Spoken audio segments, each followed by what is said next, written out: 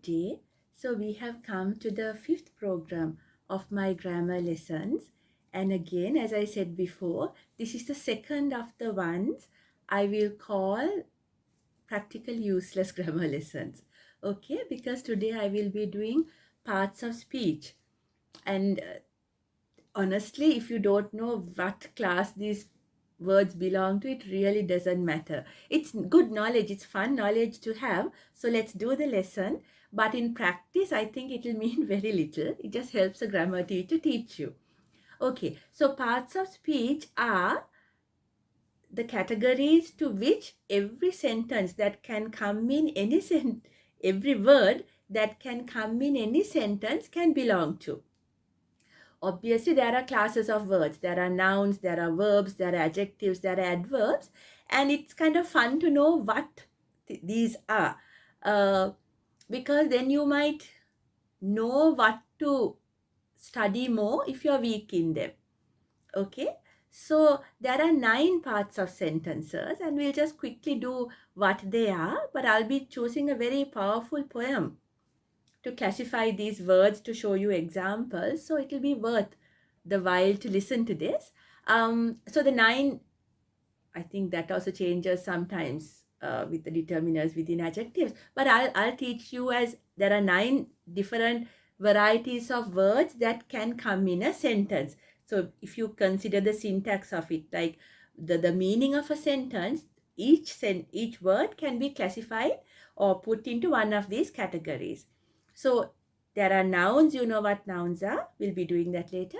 Verbs, adjectives which describe nouns, adverbs which describe verbs, then nouns, there is also pronouns, okay, I, U, V, and then there are what you call prepositions. Just have to memorize them and they're not that difficult.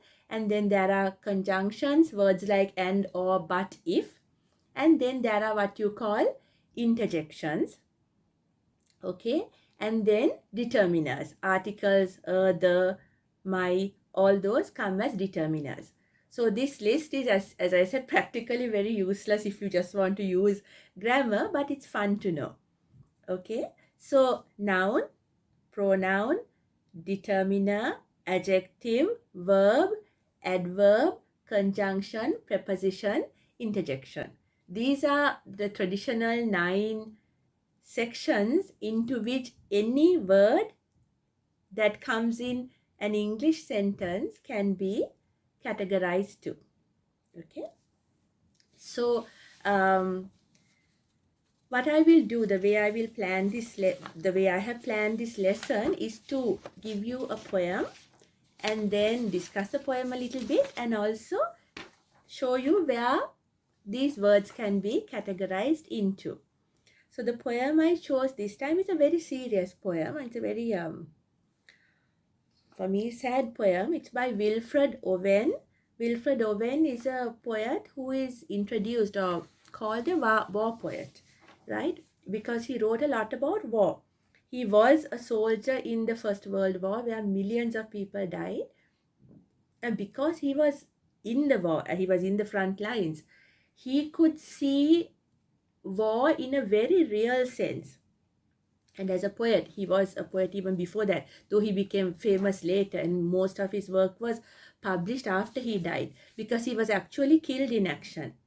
They say he was killed exactly a week before the First World War ended, right? So that's such a tragedy. And he wrote from within. He saw the carnage, he saw death, he saw the misery that war was, which is not what people outside the society is made to see.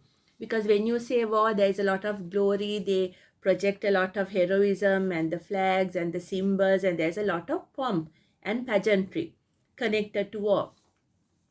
But he said, careful, there are other things that you don't get to see. And he saw it and he wrote about it. Right? There's a very famous poem which I will do later, but this is a shorter one, which I'm using here to show you the categories into which these words can belong. But the poem, Anthem for Doomed Youth, is a very powerful poem and it's a short one. And even look at the title, anthem. Now, when you say anthem, it has a lot of glory in it. We have national anthems, right? An anthem for doomed youth. Doomed is an adjective. Doom is a noun. Doomed becomes an adjective. Youth, young people. When you say doom, it means disaster. Doomed means young people who are going to face disaster. They are going to die. You can't save them. Doomed youth. So this is an anthem not about the country or glory. This is an anthem for people, young people who are going to be killed, who are going to die. I'll first read it, then I will discuss it and show you where these words go. Anthem for Doomed Youth. Wilfred Owen. What passing bells for these who die as cattle. Only the monstrous anger of the guns. Only the stuttering rifles' rapid rattle can patter out their hasty orisons. No mockeries now for them, no prayers nor bells, nor any voice of mourning save the choirs, the shrill demented choirs of wailing shells, and bugles calling for them from sad shires. What candles may be held to speed them all? Not in the hands of boys, but in the eyes that eyes shall shine the holy glimmers of goodbyes. The pallor of girls' brows shall be their pall, their flowers the tenderness of patient minds, and each slow dusk a drawing down of blinds.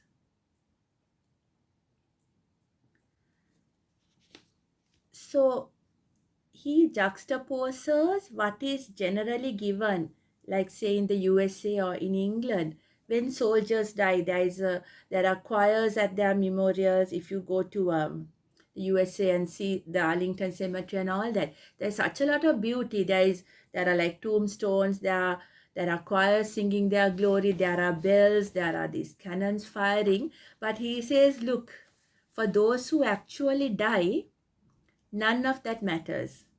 All they will hear, the only choir they will hear is the crazy screaming of shells and of bombs.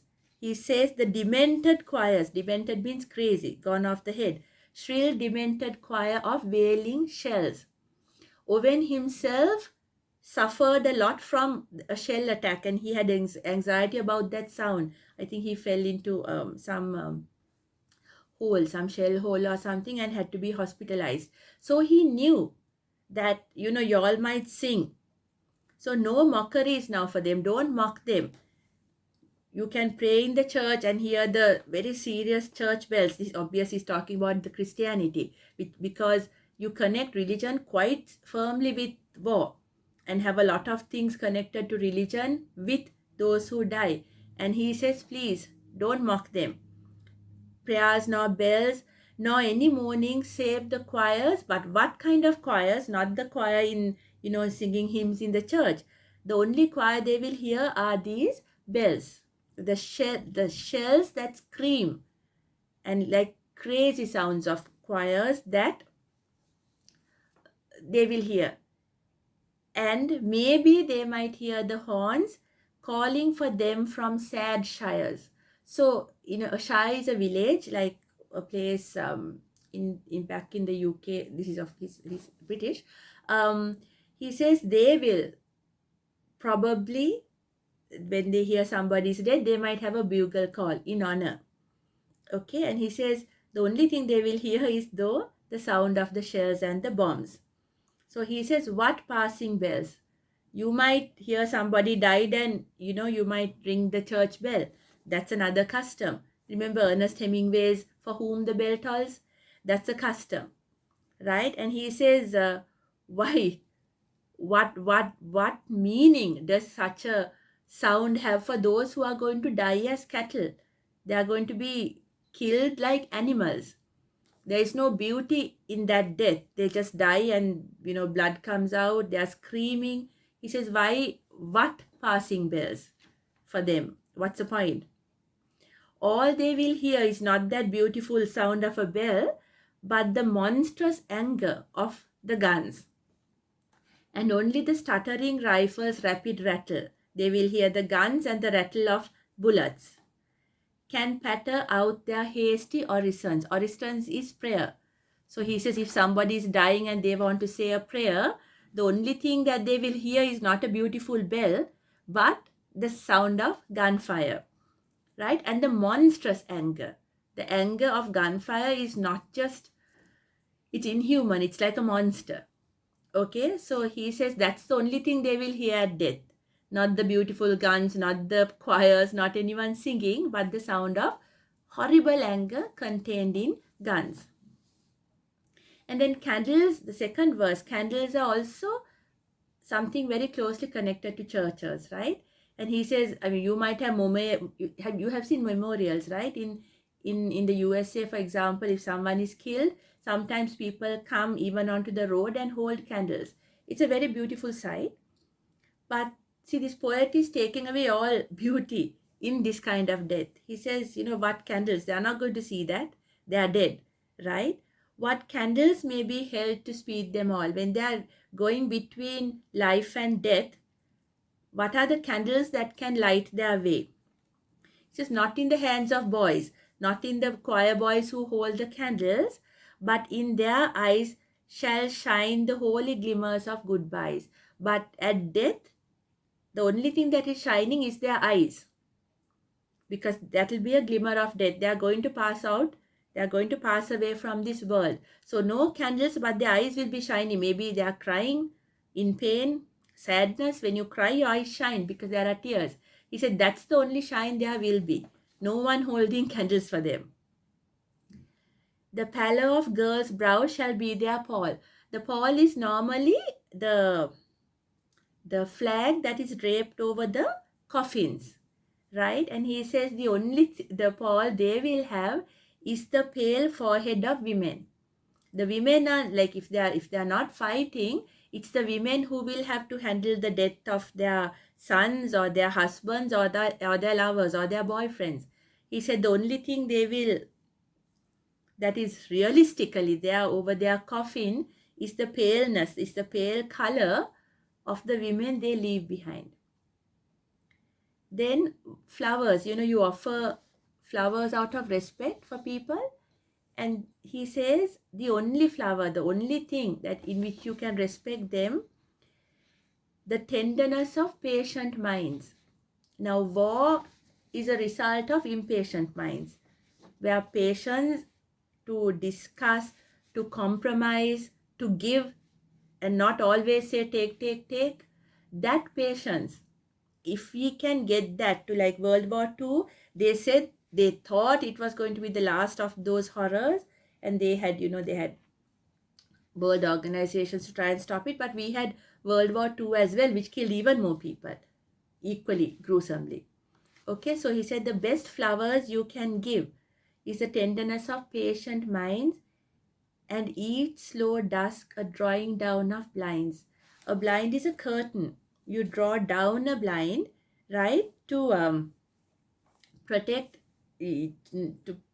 for people not to see inside. So it's a very domestic image. Image of a house in an evening where women normally put the curtains down. And he says maybe they died to protect that kind of coziness within homes. And it could also be some woman who's still waiting for someone to come home, and he will never come home. Okay, and somebody, maybe no death, somebody in a place where there is no killing, no death.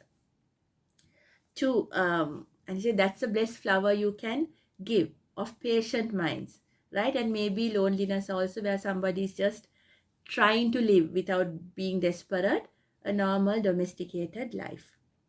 So that's the poem. What we have to do now is to just see where these words come in the classification. If we take parts of speech, now I said nouns. Obviously, you know what nouns are. Very easy to pick those up. Cattle, guns, It can be a noun you can touch, a tangible noun, or intangible as well, things you can't touch. So candles, blinds, dusk, can't touch that one. But those are all nouns. So tangible, intangible, things you can touch, you can't touch, all in the nouns. Now a pronoun is, we have 6 pronouns in English.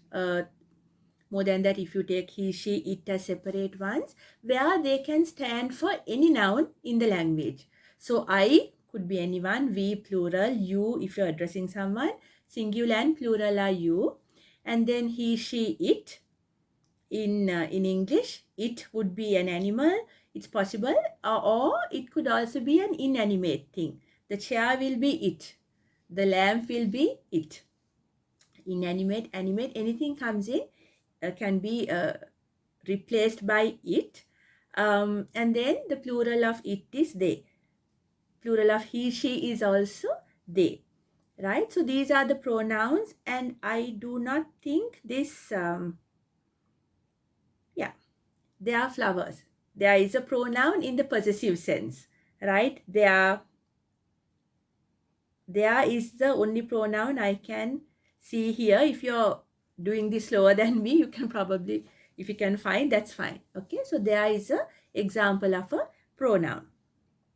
Then verbs, what the nouns do, what the object does. So, sorry, what the subject does is the verb.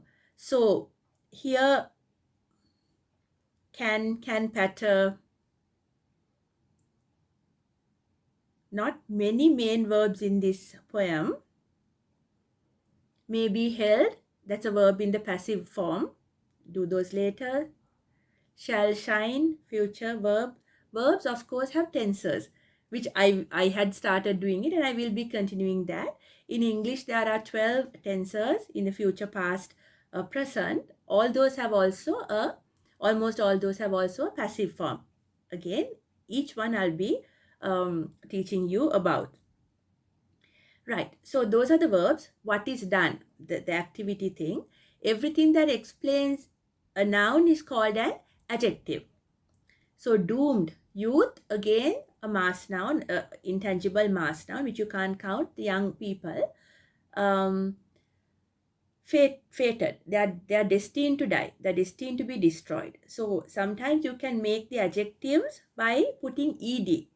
Doom is disaster, doomed is those who will be destroyed. Doomed youth.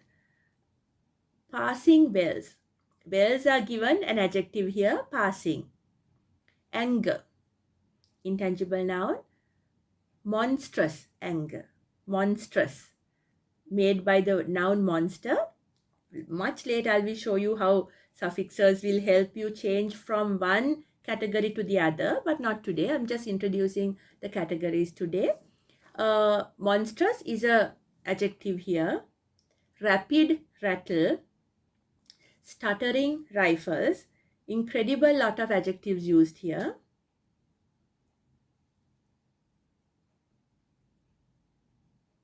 Demented, choirs. Shrill, choirs. Wailing, shells. Sad, shires. So all the ones describing the noun are adjectives. Holy glimmers. Slow dusk. Okay, so those are the adjectives. Let's see whether we can find any adverbs which describe a verb. Now adverbs can be very short. For example, one word. I speak fast. I speak slowly. She teaches well. She runs fast. Those are explaining the verb.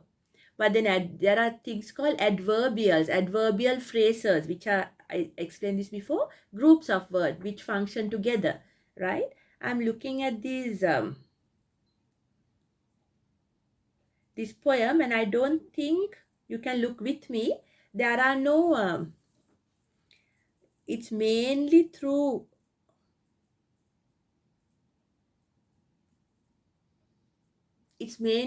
adjectives that this poet is getting the impact. So an adverbial I will give you apart from this. The guns shoot furiously. Here he had said the rapid rattle. For there to be a rapid rattle, the guns must shoot very fast, furiously. The guns must shoot furiously. That's an adverb. It describes the verb. Okay. So the other category that I can show you here, the pronouns I already did. They are nouns, pronouns, adjectives, verbs, adverbs, and then prepositions. This is something very often people can mess up because it's just a matter of remembering what comes where. Prepositions are those in, out, above, below. Okay.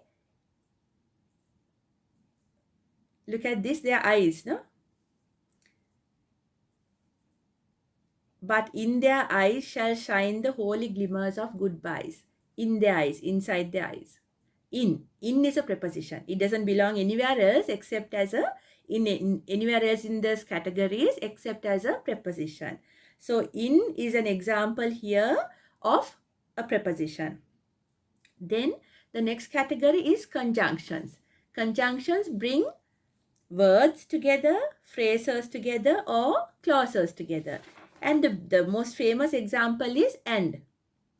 There are flowers, the tenderness of patient minds, and each slow dusk a drawing down of blinds. And he combined two ideas together. So conjunctions also will have a complete program later. Conjunctions can be coordinating. You put two clauses of similar importance together or words of similar importance together. Can be correlative, where there are pairs, either or, not only but also, where things come together, or subordinating, where you get in a complex sentence. If you come, I'll be happy. In that case, if is a conjunction. These help different ideas to be put together and expressed as one sentence. So in this, the example I will leave you with this, and we will do another lesson on conjunctions, so don't worry. And then we have the determiners. Determiners, sometimes, like my, they are called determiners. They are flowers. And I think some people, like even the articles are determiners. Determiners are the little words which tell you the relationship that noun has to the rest of the context. Like my hair, right? My paper. So my is a determiner, shows the relationship between the two nouns, me and the paper, my paper. They are flowers. They are eyes, soldiers' eyes, right? So determiners, so the shrill. The is an article. When you come to articles, there are the and an. Very easy, but very easy to also mess up. The is the one the article you use when you know what the particular noun you're talking about. Is any, right? I will also do articles as a separate lesson, so don't worry. The determined and indeterminate articles, determined article is the indeterminate articles are and an. Again, next lesson. This is just an introduction to the parts of speech. So the last one is which I have to talk about, is the interjection, which isn't here, but interjections are little noises. If for example, he started the poem by saying, "Oh, what passing bells for those who die as cattle." If he said, "Oh," to show sympathy, to show anger, to show sorrow, "Oh, ah, ouch," little words. I mean, I call them exclamatory sentences in a lesson few days ago. Those sounds that show some emotion, which function alone, they are also a separate category because they don't belong anywhere else, and they are called interjections, right?